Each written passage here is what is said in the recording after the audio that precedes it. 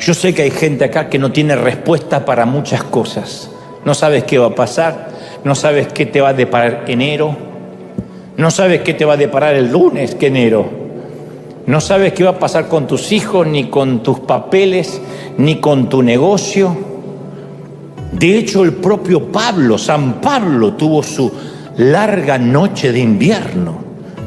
Fue exactamente cuando les escribió las cartas a Timoteo. De hecho, la correspondencia final de Pablo a su hijo espiritual Timoteo fue escrito desde la celda de una cárcel romana, ¿no? Timoteo leyó la carta y allí, escrito en grandes letras, estaban las apremiantes palabras de Pablo en 2 de Timoteo 4:21, que decía: ven antes del invierno, ven antes del invierno. Pocos lo saben, pero una noche, y sin ninguna razón racional, valga la redundancia, sin ningún motivo racional, te despertaste con una ansiedad que nunca antes había sentido. Todo dolía, pero si pudieras contarlo dirías que dolía de una manera extraña, tan extraña que ya te resignaste a buscar la forma de describirlo, de articularlo con palabras. Cuando comenzó, quizás era una sensación de malestar que pensaste que era incluso algo físico y que se iba a terminar yendo. Una especie de inquietud omnipresente que te acompaña y que va contigo donde quiera que vayas, hagas lo que hagas. Sientes como que algo no está bien, aunque no lo puedes identificar. Es un estado, como dijo alguien, de desasosiego, que te priva de calma. No puedes respirar profundamente, como si tuvieses algo en los pulmones, pero necesariamente no estás enfermo o enferma de los pulmones, pero es como si te costara respirar. Una intranquilidad que no se marcha, que te enturbia los momentos agradables. Perdiste la risa. Hace tiempo que no te ríes a carcajadas y no sabes por qué. Es esa insoportable sensación de querer que todo acabe, pero no sabes bien qué es lo que quieres que acabe. Lo cierto es que es un displacer que te corroe las entrañas y dejas de dormir. Esto es determinante, dejas de descansar. Y entonces, cuando dejas de descansar, no te puedes nunca desconectar de tus pensamientos y librarte a las manos del inconsciente. Está en un estado onírico donde dice: duermo, descanso y por lo menos me olvido durante 6, 7 horas de lo que estoy viviendo. No puedes descansar. Entonces continúas la vida sin descanso y en modo de piloto automático. O sea, haces las tareas de la casa, vas a trabajar, pero no estás ahí. Es como que alguien te robara el presente. La depresión duele así. Y no es una metáfora, duele. Porque hace mal, lo sientes en el pecho, en la cabeza, en las entrañas. Cuando llega el invierno te puedes mudar, puedes cambiar de trabajo, puedes cambiar de cónyuge, pero la nube, puedes cambiar de suegra, puedes cambiar de hijos, de iglesia, pero la nube oscura nunca cambia. Con el tiempo simplemente la nube te acompaña y define tu propio cielo. Y tal vez hasta incluso enfrentes una crisis de fe, que dices: yo ya no sé si creo en Dios, yo ya no sé si creo en algo. Aunque llevas años de cristiano, dudas de tus convicciones. Ni siquiera es necesario que para que te ocurra esto atravieses algo de una magnitud innegable como un divorcio o una muerte. A veces es simplemente el impacto acumulativo de toda una vida, lo que llaman el famoso efecto residual, que uno va aguantando, va soportando, va resistiendo y un día colapsamos. Un día decimos: no puedo más. Es como que la mente no logra entender lo que le está pasando al cuerpo, lo que anímicamente nos está ocurriendo y en términos espirituales nos está ocurriendo, pero en el momento que colapsamos decimos: hasta aquí, me agoté, llegué a mi situación más límite. Y la gente de la iglesia encima nunca ayuda, especialmente porque no lo entiende y ni nos enseñaron a entenderlo. Te dicen generalmente que te pongas a orar. Si dices estoy triste, te dicen ponte a cantar, que reprendas la depresión, que te bañes. Bueno, eso siempre es un buen consejo, pero que leas la Biblia.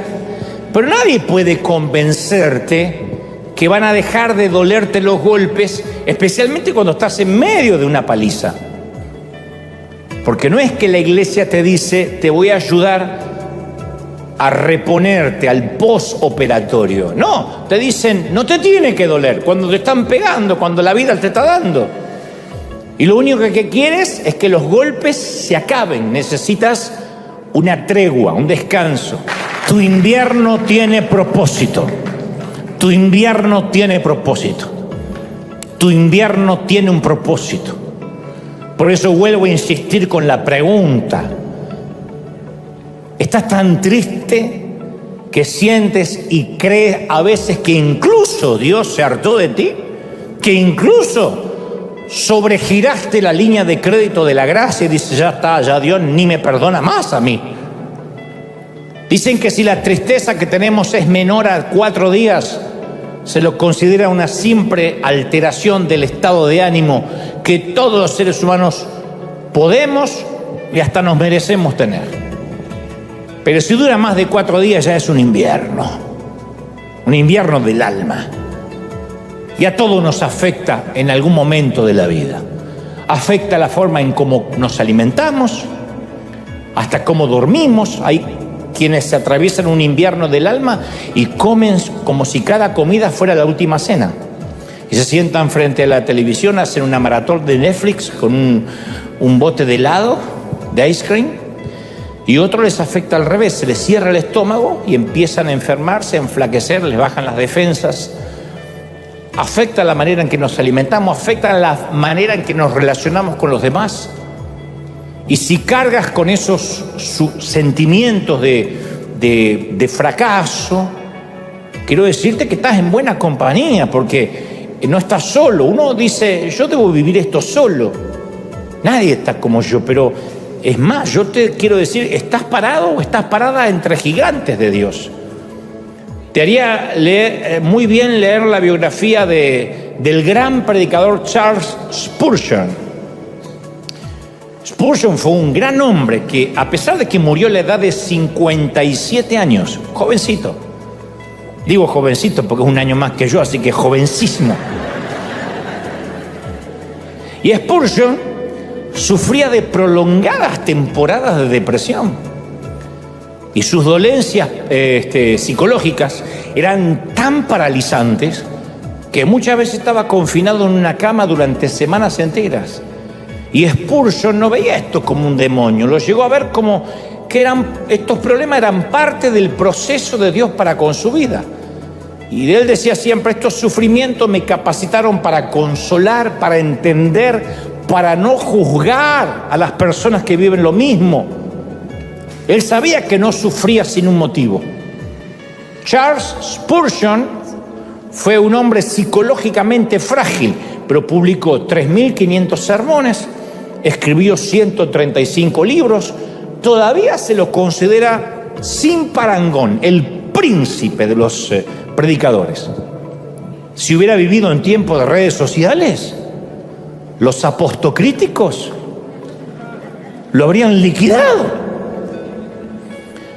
Yo he escuchado a ciertos predicadores proclamar que si uno está en depresión es que nunca realmente conoció a Cristo. Yo me pregunto si esos predicadores han leído la Biblia alguna vez. Porque Elías, el profeta Elías, miró su propia vida y fue el único que le pidió a Dios la eutanasia. En Primera de Reyes 19:4 le dijo, Señor, llévame a casa. Uno dice, ay, qué lindo, llévame a casa. Está pidiendo morirse. El día que tu esposa dice, llévame a casa, Dios está queriendo morir. No es que sea que espiritual, la mujer que me tocó se quiere morir. Dice Elías, no soy mejor que mis padres. Por favor, toma mi vida, porque todo ha sido en vano. David estaba tan desalentado que creía que había perdido la unción en su vida y quería volar como un pájaro. Con este siempre me identifico porque ¿quién no ha dicho eso? En el Salmo 55:6 dijo David: ¿quién me diera alas como paloma? Me iría lejos, viviría en el desierto lejos de todo. En estas Navidades, cuando vea a tus parientes llegar en Nochebuena, ¿quién no va a decir: cómo quisiera ser paloma, me voy y no me encuentran más?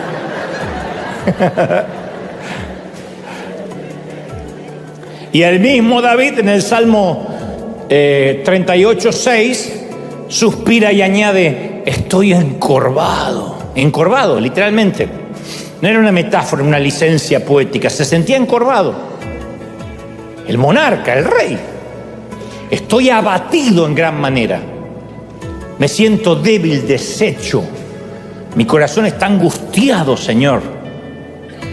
Yo sé que mi suspiro no te es oculto. Tú escuchas mi suspiro. Pero en este momento culmina David diciendo: yo soy un hombre que no tiene respuestas. ¿Puede que estés atrapado en una melancolía perpetua? Hay gente aquí o en casa que conoce ese solsticio de días sin sol y árboles desnudos. Yo conozco una mamá que sí, una mamá de 3 hijos, 2 en pañales y 1 discapacitado. Su esposo desertó, se mandó a mudar, como hacen algunos tipos que hacen de cuenta que acá no pasó nada, esta vida no me gusta, así que empiezo otra vida en otro sitio con una nueva mujer. Y esta mujer quedó con los 3 chiquitos. Uno de sus chiquitos necesita que lo alimenten, lo cambien y lo bañen de por vida, por el resto de su vida. La vida del niño y la vida de la mamá. Así que ella tiene razón en preguntarse si ese invierno a ella se le va a terminar algún día. Lo mismo se pregunta otro caballero cuya esposa no le pregunta qué quiere cenar, sino que le pregunta quién rayos es él, porque habían soñado con recorrer el país en un motorhome, en una casa rodante, pero hasta ahora está viviendo su vejez durmiendo solo y visitando a una mujer internada con Alzheimer que mira por la ventana formulando preguntas devenidas de la demencia. Y yo sé que hay gente aquí que se identifica con estos casos, tal vez no puntualmente con estos, pero con la misma sensación. Entonces, ¿cuándo fue que te diste cuenta que la vida no te iba a resultar como esperabas? Tus padres se divorciaron, tu cónyuge fue infiel, tu salud nunca mejora, está frágil. Es ese momento que uno se siente invadido por un frío siberiano que se asienta sobre nuestra vida. Tu mundo se convierte en un círculo ártico de días oscuros, noches largas, temperaturas que congelan la sangre. Los inviernos son parte de la vida, señores, son parte de la vida. Y por más que tratemos de abrigarnos y protegernos del viento, hasta el más saludable de nosotros puede caer con un gran resfrío o un gran tema pulmonar. Los días de verano es como que uno no le es difícil sentir a Dios. Yo nunca he tenido una experiencia mística o empírica. Me refiero a que nunca yo he tenido una epifanía, Dios se me apareció y me habló con voz audible, algo que incluya el departamento de efectos especiales del cielo. Nunca. Pero sí he tenido temporadas en que yo sentía a Dios muy cerca. Y cuando vivimos esos tiempos los recordamos como regalos. Son regalos, son momentos que no suelen ser la regla general. No es que Dios no quiera estar cerca, pero cuando uno recuerda esos momentos en que uno habla con Dios y se conecta con Él, es maravilloso. La vida no es un eterno verano tropical, salpicado con algunos inviernos de tanto en tanto. No, la vida es al revés, y no soy pesimista, soy realista. La vida es un invierno largo, salpicado con algunos pocos días de verano que uno tiene que saber atesorar. Quizás podemos mudarnos a alguna parte del mundo y evitar el clima frío. Hay gente que hace eso. Cuando llega el invierno, hace como los gorriones, se va para el otro lado. Y cuando del otro lado llega el invierno, se viene para este lado. Pero no hay sitio que podamos mudarnos, al que podamos mudarnos para escapar del invierno espiritual. Pero lo más duro del invierno es que a veces sentimos que Dios se ha ido. Eso es lo peor. No que Dios se fue, uno lo siente así. Salmos 88:14 describe el dolor más grande del salmista. David dice, hace la pregunta más áspera, más cruel de las que jamás haya hecho. Él dice, Dios, ¿por qué escondes de mí tu rostro? No es que Dios lo estaba haciendo, pero así se sentía David. ¿Por qué cuando yo te hablo, Dios, tú das vuelta el rostro? ¿Por qué lo escondes? Yo creo que es lo mismo que sintió Jesús en la cruz cuando dijo, Padre, ¿por qué me has desamparado? Yo no hace mucho conocí a una mujer que había perdido a un hijo adolescente en un accidente de tránsito. Y una mujer cristiana de su propia congregación le dijo, tú tienes que confesar que todo lo puedes en Cristo que te fortalece y confesar victoria, ya no llores. Y la afligida mamá, que había expresado su dolor, en lugar de que la oyeran, la abrazaran, le dieran la gracia y el espacio para sanar, la callaron, le hicieron cerrar la boca dándole un versículo diciéndole que ella no estaba cumpliendo la palabra de Dios. O sea, la implicación era que si no eres fuerte, entonces no estás confiando en Cristo. Y eso es extremadamente triste para el que está pasando una situación difícil. Porque la Biblia está destinada a animar, no a dar respuestas fáciles en medio del dolor verdadero. La Biblia no son las galletitas de Panda, que abres la galletita de ver qué me sale y te sale un versiculito.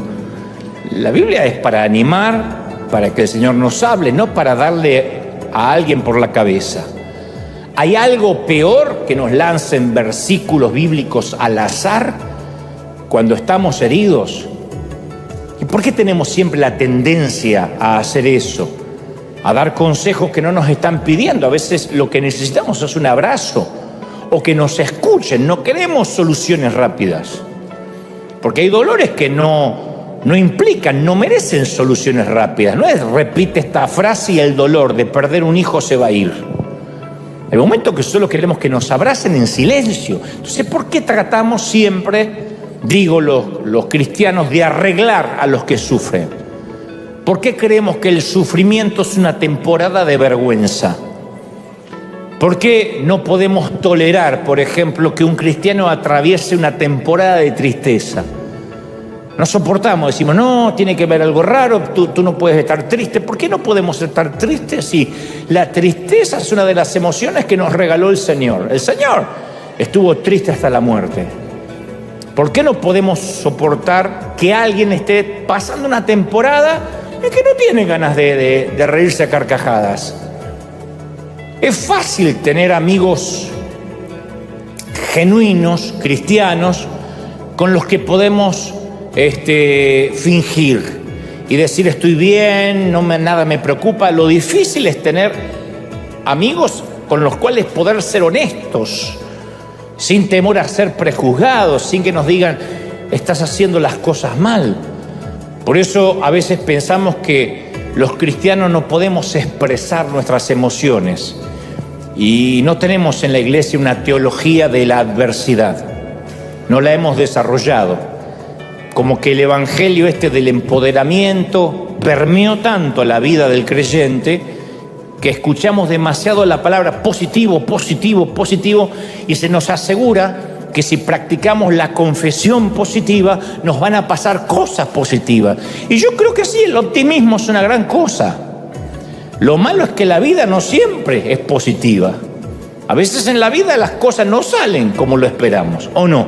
No siempre la vida es color de rosa. Y si nuestra mente está cableada o conformada para ser inexorablemente positiva, va a llegar el momento en que estemos viviendo en un metaverso imaginario, en un mundo sin sentido común. A mí me gusta ser positivo. Yo me considero un tipo medianamente positivo. No para decir qué bruto, qué positivo, pero medianamente positivo. Pero hay algo que también creo, que si uno no tiene un punto de vista realista de la adversidad, cuando llegue el momento de enfrentar la adversidad, el resultado no va a ser muy positivo que digamos. Uno tiene que ser realista, ni pesimista ni optimista, realista. El tema de fondo, insisto, es que no somos impermeables a los prejuicios de los demás cristianos.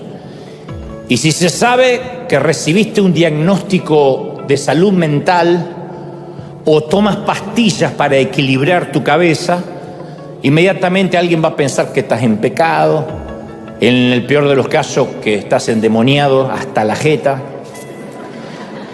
Entonces, ¿qué haces? No buscas ayuda por miedo a ser señalado. Entonces los prejuicios evangélicos son un grave problema sanitario, siempre. La depresión duele de una forma completamente diferente a cualquier dolor físico que hayas experimentado. Porque el dolor físico uno lo puede localizar. Me duele la rodilla, me duele la espalda, tengo un problema en el hombro. La depresión duele todo. El diagnóstico es que muchos estamos atravesados por las noches de invierno.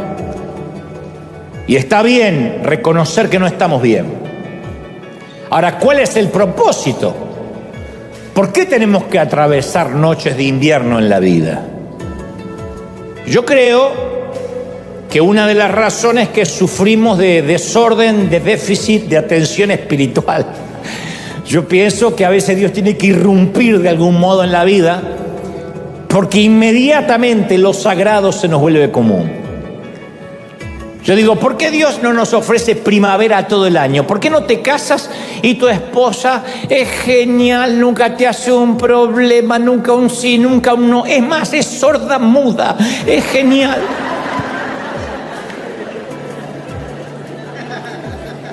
¿Por qué te casas y tu marido nunca le crece la panza, nunca eructa, nunca se larga gases, nunca toma cerveza, nunca ronca de noche? Es Brad Pitt ungido. ¿Por qué no?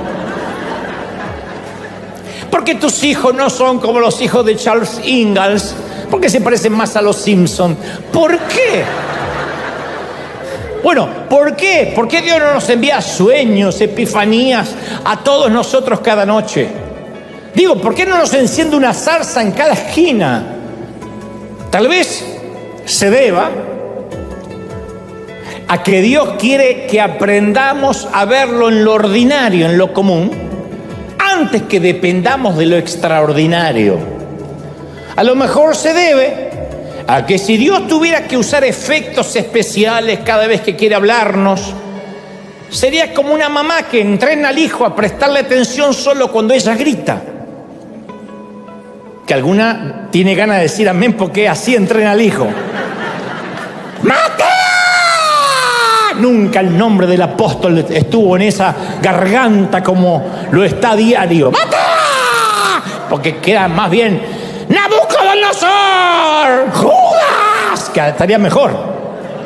Pero le ponen nombre de cristiano. ¡Bartolomé! ¿Por qué desconectaste el pulmotor del abuelo? Esas cosas. Si entrenas a tu hijo para que preste atención solo cuando levantas la voz, vas a necesitar efectos especiales más fuertes cada vez para que te escuche, porque después hasta se acostumbra a los gritos. Y una mamá lo que quiere es que el hijo, un papá también, el hijo escuche los susurros, los suspiros del papá. Entonces Dios quiere enseñarnos que esas temporadas álgidas de incertidumbre son procesos para crecer y para aprender a oír la voz de Dios. Pero debemos saber que Dios ve esa depresión, no es que nos abandona, nos dice: voy a permitir una depresión y te veo de acá a 10 años a ver cómo te pegó. No. Dios dice en Éxodo 3:7, he visto la opresión, le dice a Moisés, que sufre mi pueblo, la opresión, estar oprimido. Opresión es lo mismo que depresión, es algo que está deprimido, chiquitito, algo que se contrae. Los he escuchado y conozco bien sus penurias. Yo me pregunto si Moisés lloró al oír estas palabras de parte de Dios. El Creador estaba conmovido. Los he visto llorar. No hay nada que conmueva más que Dios nos diga: te he visto llorar. Sea lo que sea que hoy te agobie, una larga enfermedad, una quiebra financiera, el sufrimiento de la familia, la confusión, insisto, una depresión inexplicable que no resiste análisis, una terrible pérdida. Quiero que hagas una pausa y escuches al Creador que te susurra: no te angusties, yo te he visto, te estoy viendo. Sé lo que pasaste, lo que estás pasando. Me importas. Me importas. Hace unos años atrás, varios años, yo pasé un periodo muy oscuro en mi ministerio, en mi vida. Y yo me acuerdo esos días con un dolor indescriptible. Y yo decía: Señor, decime en qué estoy mal. Y sentía que Dios tenía todo el derecho a retirarme todo. Esos momentos uno siente literalmente que hasta su alma está perdida. Y recuerdo que alguien me buscó incansablemente hasta dar con mi teléfono y me dijo: Dante, te voy a decir una bobería que ya lo sabes porque no te voy a enseñar a ti a predicar, pero Dios nunca te dejó de amar. Y me dijo: no sabes cómo te ama el Señor, príncipe. Es el mejor regalo que me pudieron dar, porque es una frase que yo después empecé a decir durante la pandemia. Él me dijo: Dios todavía te ama, Dios está contigo. Yo sé que no es una super revelación porque es una verdad escritural, pero caramba que la necesitaba oír. A veces necesitamos recordar eso simplemente: Dios todavía te ama, ¿en serio? Y si eres un líder o un pastor, quiero que me mires. Una vez que Dios posee a alguien, esto no es una posesión de tiempo parcial, es de por vida. Dios nunca va a entregar lo que es suyo al enemigo, nunca. Jamás. Nunca. Nosotros podemos flaquear, podemos fallar, caer en pecados devastadores, pero una vez que Dios nos posee, Él no va a perder su interés en nosotros. Salmos 37, 28 dice: Jehová no desampara a sus santos, para siempre serán guardados, no para veces, para siempre. Entonces no hay pecado, no hay depresión que pueda causar que Dios pierda el interés en ti. Tú eres todavía su posesión adquirida. Y Él no regala sus posesiones, mucho menos si le costó la sangre de su Hijo. No la regala. Pablo también, además de una cobertura, pide un libro. Yo digo, qué pedido extraño, ¿no? Para un hombre que está sentado en el corredor de la muerte. Yo pediría una buena hamburguesa, tal vez. Si sé que me voy a morir, total, ¿qué importa? Mucho gluten. Pero le pide un libro. Él manda por un libro, ¿por qué? Porque todavía está vivo. Y mientras vivamos, tenemos que continuar alimentándonos, creciendo. Pablo propuso en su corazón que iba a continuar alimentando su mente y corazón hasta el último día. La lectura fue su última dieta, su última comida del alma. Algunos dirían: ¿y para qué aprender más? Si ni vas a salir de la cárcel y te vas a morir. Pero el conocimiento, uno nunca debe adquirir el conocimiento como la joyería fina, para ostentarla, para ser obsceno, para impresionar a otros. Mira el anillo que tengo, mira. No, yo no sé qué libro pidió Pablo, pero sí sé que su motivación para leer no era prepararse para la siguiente conferencia que iría como orador invitado, que es el mayor peligro de los oradores, que cuando leemos la Biblia profesionalmente y la dejamos de leer devocionalmente. Hay veces que uno lee la Biblia, hay muchos predicadores que leen la Biblia para enseñarle a otros, y podemos llegar a ser como esos hortelanos que cosechamos para darle de comer a todos mientras nosotros nos morimos famélicos, muertos de hambre. Hay gente que ministra a tanta gente y ellos viven en un estado depresivo terrible, porque nunca dicen: Señor, yo necesito que me hables a mí. No, sabemos que Dios obra. Él está ocupado tras bastidores, detrás del telón, en el making of, en las luchas, en medio del invierno. Él está ahí. Él no se ha ido, aunque no lo sintamos. Él no se ha movido. Es incesante, incansable, no se cansa, no cesa. Número 2, Él nunca deja de obrar para nuestro bien. No para nuestra comodidad, no para nuestro entretenimiento, sino para nuestro bien. Número 3, para hacer esto Él usa todas las cosas. Todo está incluido. Dios no obra a través de algunas cosas o solo con las cosas buenas o con las cosas mejores. Él usa todas las cosas, las malas, las buenas, las primaveras, los veranos y los inviernos. El número 4, Él obra para el bien de quienes lo aman. A los que confían en Dios le ocurre siempre un buen final. No somos marionetas a merced del aleteo de un insecto, no. Estamos seguros en las manos de Dios. Si los peces están seguros, si los pájaros están seguros, ¿cuánto más nosotros no vamos a estar seguros en las manos de Dios? ¿Sí o no? Mira, te voy a decir una verdad muy cruda.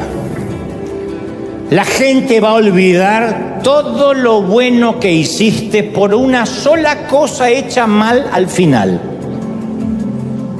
Es así. Pasa con deportistas, no va a pasar con nosotros.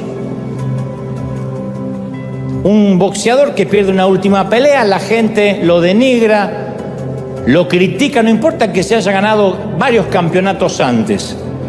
Sé que no está bien, parece injusto, pero es la cruda verdad. Entonces el apóstol Pablo no solo le enseña a Timoteo cómo empezar, le dice cómo terminar. No te entregues, no te rindas, no abandones, no tires la toalla, porque la corona que me espera a mí, le espera a todos los que acaben como yo. No importa si acabas en invierno o en verano, en una celda o en una mansión. Eclesiastés 7:8 dice: mejor es el fin del negocio que su principio. ¡Qué final grandioso! Cuando el libro se cerró, se dobló el abrigo y se escribió la última anotación. El anciano Pablo había mantenido su integridad y había logrado atravesar su invierno con dignidad, estoico, con la mirada en alto, con una convicción firme. Enfrentó la sentencia de Nerón y del Imperio Romano. Allí fue decapitado a los pocos días y por lo tanto relevado de sus funciones del reino. Y hasta tanto nosotros nos toque ser relevados de nuestras funciones del reino y de nuestro llamado, hasta que nos diga el Señor: entrega tu placa y tu pistola, hay que permanecer. Sin lucha no hay fuerza, sin las montañas no hay cima, sin los contratiempos no hay destino, sin climas helados no hay propósito. Entonces hoy, aquí y en casa, hazme un favor, hazle un favor al Señor también de alguna forma. Vamos a bendecir y agradecer por nuestras noches de invierno. Pero la depresión, la tristeza no se deja comprender y no tiene una solución inmediata. Y no eres plenamente consciente de que algo anda mal hasta que algo se rompe en tu interior. Y te niegas a pensar que es una enfermedad, que es una patología. Dices: no, es un estado de ánimo, debe ser porque estoy bajo estrés, bajo surmenage. Pero la tienes. Y no se soluciona con un par de suturas. Ojalá fuera una herida que se soluciona con un par de suturas y un apósito. Mucho menos con que te oren o que pases adelante y te impongan las manos. Ojalá fuera así de fácil. Ahora es cuando yo quisiera estar equivocado y que alguien me diga: sí, se resuelve con una oración rápida. Pero no. ¿Cómo reparas algo que sabes que está dañado, pero no sabes cómo está dañado ni en dónde? ¿Cómo sabes? Tú solo sabes que tienes un letargo, un desasosiego, una desidia que no puedes explicar. La depresión es un camino a través de una noche de invierno que no se termina, sin señales, sin un destino claro. La depresión, yo siempre digo, es un parásito en el corazón y en la mente. Un parásito que entra porque entra y que no hay razón aparente por qué lo dejamos entrar y reproducirse. Y es una condición humana que no respeta la estatura espiritual de nadie y se siente casi a nivel arterial. A fines de agosto del 2018, 2 años apenas antes de la pandemia, aquí muy cerquita el pastor Andrew Stocken, yo te lo conté, en una iglesia de Chino, California, se quitó la vida por depresión. Querido pastor, joven, ministro de tan solo 30 años, 3 niños pequeños. Y su esposa declaró, después de que él se quitara la vida, dijo: yo no entendía la profundidad de su depresión ni la lucha emocional que estaba enfrentando. Todos nos dejábamos engañar con su aparente carisma y sonrisa. Porque era un tipo muy carismático, no era un tipo que usted dice, y se veía venir depresivo. Un tipo, ustedes buscan sus videos, Andrew Stocken, y es un muchacho cool, con buena onda, con mensajes motivacionales. Ni su esposa se dio cuenta que había una implacable batalla espiritual envolviendo la vida de su marido. Estaba atravesando el invierno y aparentemente ni él ni ella lo pudieron discernir. Y eso sucede porque muchas veces los cristianos creemos que la ansiedad y la depresión son problemas que se arreglan con una oración rápida, o declarando victoria, o decretando que somos libres. Decrete que es libre. Hay un respetado médico cristiano que dijo hace poco: nuestro mayor problema es que pusimos a las enfermedades mentales en las categorías de las luchas espirituales. Uno no pondría una enfermedad del corazón en la categoría de las luchas espirituales. Nadie se avergüenza de contar que se fracturó la pierna, o que tiene asma, o que incluso tiene diabetes, pero siempre estamos ocultando la depresión. Nos da vergüenza. Y como si esa ignorancia no bastara, le sumamos la idea errónea de que los pastores, los líderes están más cerca de Dios y no luchan contra la depresión o no pasan inviernos crudos. Dicho sea de paso, si hay alguien aquí que tiene un ser querido que se ha quitado la vida por depresión y se pregunta, que es la pregunta siempre recurrente, si algún día lo va a volver a ver, yo tengo algo que decirte. Hace poco leía un libro cristiano acerca de los mitos del suicidio y un reconocido teólogo afirmaba: si eres aceptado en el cielo o no, no tiene que ver por cómo mueres, sino a través de la relación personal que tenías con Jesús. Convengamos que el suicidio es pecado porque es un acto injustificado de quitarse la vida. La vida es preciosa y Dios es el dador de la vida. Sin embargo, el suicidio no determina el destino eterno de una persona, porque nuestro destino eterno descansa únicamente en la gracia de Dios. No hay quien le pregunte qué haces. No hay quien le pueda decir qué haces. Y como dijo el querido Rick Warren, cuyo hijo menor también se quitó la vida hace unos años, él dice siempre: yo sé que lo veré en el cielo, porque la gracia de Cristo está por encima de cualquier desfase hormonal o desfase mental. Y sigo con Pablo. Antes de su invierno, Pablo pide las 3 cosas que todos necesitamos para completar nuestro propósito durante el invierno: un abrigo, un libro y papel. El abrigo tipifica una cobertura. Cuando estamos en nuestro invierno deseamos un abrigo. Especialmente lo necesitamos en el invierno de nuestras vidas. Trágicamente, algunas personas no tienen a nadie que pueda traerles un abrigo. Un abrigo tipifica el abrazo sin preguntar, el decir voy a pasar la noche contigo, tomando café, tomando un té. No tenemos que hablar de lo que te pasa, hablemos de cualquier cosa, no te voy a juzgar. Pero para algunos la necesidad de mostrar una imagen les impide mostrarse vulnerables y admitir que necesitan a alguien. Eso es lo peor. Los líderes que después terminan quitándose la vida es porque no pudieron pedir ayuda, porque tenían vergüenza de pedir ayuda. ¿Qué van a pensar? ¿Qué le queda para él si el que necesita ayuda soy yo? ¿Y quién dijo que un pastor no puede necesitar ayuda?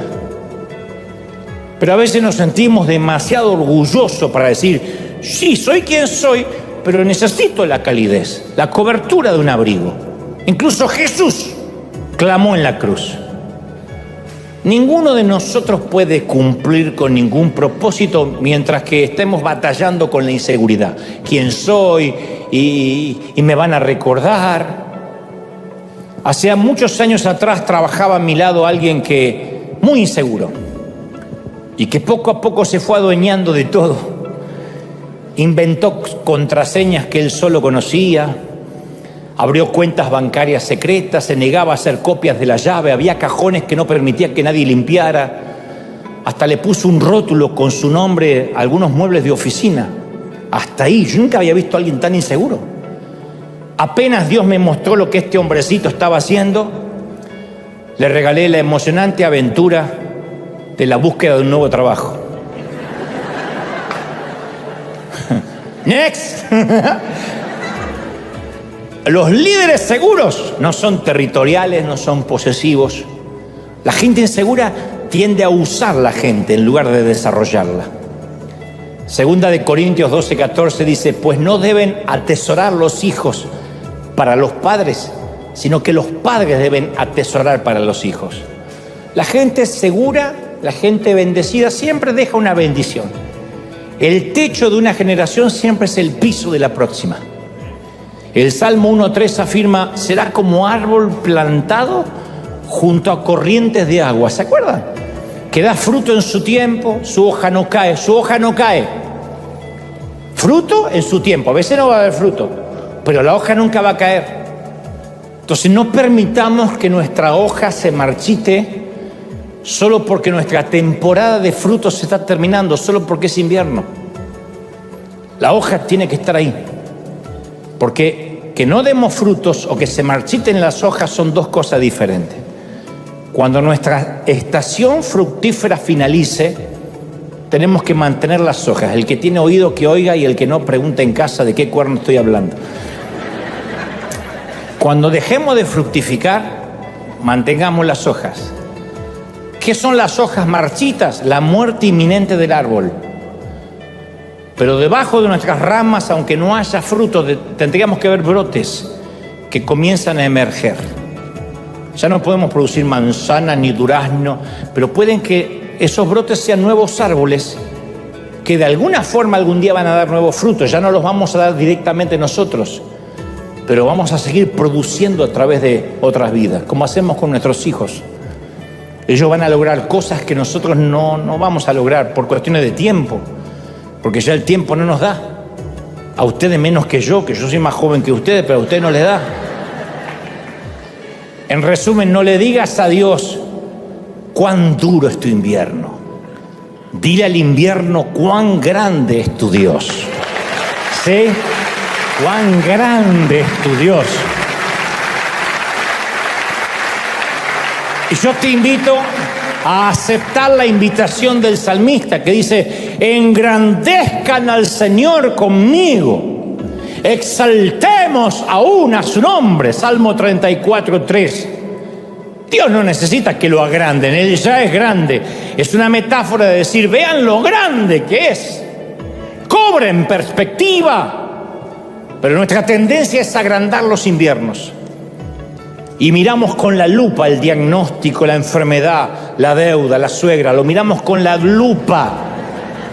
Ya la suegra es terrorífica de por sí, imagínate con lupa. Pero debemos meditar menos en el invierno y más en el Señor. Menos en nuestra tristeza, en nuestra celda, y más en su poder.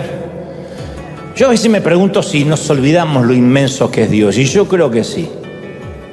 Tiene que ver con que lo sagrado se nos vuelve común. Somos animales de costumbre. ¿Conocemos a aquel ante quien nos reunimos? ¿Entendemos que los demonios le temen y huyen solo al escuchar su nombre? ¿Comprendemos la grandeza de Dios o venimos a la iglesia y bostezamos como pasajeros adormecidos en el vagón de un tren? ¿Estamos conscientes de su gloria? Dios decide. Dios es soberano. ¿Cuántos creen de que Dios es soberano? Él sabe. Él permite lo que tiene que permitir. Nada pasa debajo del sol sin que Dios lo sepa. No es un insecto, no es una mariposa, no es causa y efecto, no es casualidad, no es suerte, no es timba. Esto es Dios cerrando, abriendo puertas, entrenándonos. Y ten por seguro que a Dios no le importa cuándo lleguemos a la meta, sino cómo lleguemos hasta ahí. Y si va a tener que procesarnos, lo va a hacer. Algunos son fáciles de escuchar la voz de Dios. Celebro si eres así. Si acá hay gente de los que dicen, sí señor, ¿cómo? Te celebro. Pero si eres cabezón como yo, vas a necesitar a veces la brida, el freno. Vas a necesitar que a veces Dios te cierre con cerco de espinos, que te lleve y permita ciertas crisis controladas, controladas. Como cuando uno le deja nadar al niño en la piscina y él cree que está solo en el océano, pero el papá está ahí o la mamá está ahí controlándolo. Los inviernos son controlados. En realidad no es un gran invierno ártico, estás en un invernadero. En realidad es un invierno controlado, chiquitito así, pero para nosotros se nos hace eterno. Pero Dios dice, te voy a tener ahí, sé cuánto puedes soportar. Yo sé cuánto tú puedes tolerar. Y sé cuál es tu nivel de resistencia y de qué estás hecho. No voy a permitir que te quiebres, no voy a permitir que te pierdas, no voy a permitir que la depresión te haga olvidar quién soy. Yo sé que la depresión no se va a ir ahora, ni siquiera con esta próxima oración. Pero por Dios, lo que quiero que te vayas de aquí es pensando que nada de lo que te pasa, nada, ni lo alto, ni lo profundo, ni la depresión, ni el estar exaire, ni lo presente, ni lo porvenir, ni ninguna otra cosa creada podrá separarte del amor de Dios que es en Cristo Señor nuestro. Nada. ¿Estamos de acuerdo? Vamos a orar. Vamos a orar. Levanta las manos conmigo, Padre. Gracias por este momento. He transmitido, Señor, lo que creo me has dicho a estos tus hijos. Si estás cansado, deprimido, triste, ten a bien levantar las manos y decir, Señor, aquí estoy, no puedo más. Estoy a punto de rendirme, de claudicar, a punto de bajar los brazos. Pero el Señor me dice que te recuerde que falta poco para la meta. No te entregues, mami, no te entregues, papá. Hijo, no te rindas. Vamos, continúa. A los pastores, a los ministros, a los líderes, a la gente que escucha del otro lado, a los que dicen, he llegado al límite de mis fuerzas, y añoran ese pasado cuando parecía que eran felices. El Señor dice, si yo te hubiese dejado en el pasado y no procesara tu presente, nunca tendrías el futuro que yo he preparado para ti. Vamos, toma el futuro, arrebata esa palabra, arrebata, bendice tu soledad, bendice tus tiempos de crisis, bendice tu invierno. No pidas que el invierno termine, dile, Señor, bendigo esta temporada, porque cuando llegue el verano la voy a extrañar. Bendigo el invierno, bendigo este otoño, bendigo este tiempo de invernal, de frío, de desazón, los días en que no tengo ni fuerzas, pero sé que de alguna forma tú te vas a valer para que esto valga la pena. Hay propósito, hay propósito. Vamos a pedir al Señor el abrigo. Señor, trae una cobertura sobre estos hijos tuyos que hoy sufren, los que están tristes. Trae la cobertura, un abrigo, que sientas ahora la sensación de algo que te cubre, algo que una manta que cae sobre ti. Esa sensación que te envuelve, imagina que estás en plena ventisca, en plena tormenta de la nieve, y de pronto te envuelve en un gran tapado, en una gran piel el Señor, y te dice: no tengas miedo, no tengas frío, he aquí, yo te voy a arropar, yo voy a calmarte, yo traeré una protección. Los que confían en mí no se moverán, no claudicarán. Los que confían en mí están plantados y fundamentados sobre la roca. Son como el monte de Sión, que no se mueve, sino que permanece para siempre. Recibe la cobertura, vamos, recibe ahora, vamos, unos minutos. En casa, aquí, recibe como si fuera una frazada, una manta sobre ti ahora. Nota que yo no estoy orando por ti, ni te impongo las manos, ni estoy reprendiendo un demonio. Yo estoy diciendo que el Señor te cubra ahora del frío. O sea, no estoy negando tu frío, no estoy subestimando tu invierno, ¿ves? Pero sí te voy a abrigar, o voy a pedir que Dios lo haga. Espíritu Santo, abriga a los que están solos, a los que no han parado de temblar en las últimas semanas. Reciban la cobertura, vamos. Palabra: resiste. Soporta todas las aflicciones estoicamente. Vas a tener frío, La noche va a ser cruda, es probable. ¿Pasarás temporadas de soledad? Sí, la soledad no es una penitencia. La soledad son tiempos en que Dios nos separa para que podamos aislarnos de un montón de voces que nos dicen qué hacer para poder escuchar la voz de Dios. Hay un montón de gente que dice: Dios me dijo, pero en realidad Dios no le está diciendo nada. Es un montón de voces que hablan en nombre de Dios. Y escucha al religioso que le dice lo que cree que tiene que hacer. Y escucha al cónyuge que le dice lo que cree que debería hacer. Y escucha al hijo y escucha al padre y escucha al pastor. Y hay un montón de gente hablando. Y yo he aprendido que cuando estás en una cabina de comando, en un helicóptero o en un avión, tienes que tener los auriculares y solamente escuchar la torre de control. Nunca vas a ver un piloto que le sale a la cabina y le pregunta a los 300 pasajeros: ¿para dónde vamos? Hay turbulencia, ¿qué me aconsejan hacer? Nos ponemos a orar. Escuchen lo que le dicen en la torre de control: gire el avión hacia la derecha, vamos a evitar esta tormenta, vamos a evitar la turbulencia, etcétera, o la vas a atravesar en su defecto porque no hay gasolina para dar vuelta. Lo que sea son las instrucciones de la torre de control, y para eso necesitas aislarte. Entonces hay gente que el invierno lo sienten como aislamiento, como que se acabaron las voces, como que hay amistades que Dios te sacó, como hay relaciones que Dios cortó por un tiempo, algunos para siempre, otros por un tiempo. Y no tomes como eso, como una penitencia, un castigo, la vida te está pasando factura. Es Dios que dice: yo necesito hablarte, necesito llamar tu atención. Y en el invierno uno medita, en el invierno no hay distracciones, no hay gritos en la plaza, no hay playa, no hay gente pugnando entrar al mar. Estamos nosotros, en el mejor de los casos, una chimenea, un libro, una Biblia, y a escuchar a Dios. Y eso te va a dar fuerza para todas las temporadas que van a venir. Tienes que bendecir, tenemos que bendecir el invierno. Son temporadas maravillosas. Yo sé que la soledad, cuando no se elige, duele. La soledad elegida es un placer. Quiero estar solo. Pero cuando nos toca, cuando no tienes ni un gato, y te dice: al final soy una solterona, un solterón, un viudo, una viuda, o lo que es peor, estoy casado, casada, y me siento más solo que Kung Fu. Y uno dice: ¿por qué me pasa esto? No estás terminando tu carrera, no todavía. Dista mucho de terminar tu carrera, tú no has terminado. Tú terminas cuando yo digo, dice el Señor. No te entregues. Yo nunca dije que has terminado. Todavía tengo propósito para ti y tienes que aprender. Así que abre el libro en casa y dile: Señor, ¿qué quieres enseñarme? Espíritu Santo, ayúdame a ver esto con ojos nuevos. Ya no voy a maldecir este tiempo, sino que quiero aprender. Eso tipifica el libro. ¿Qué te va a enseñar este invierno? Cuanto más rápido aprendas, más rápido sales. Más rápido aprendes, más rápido sales.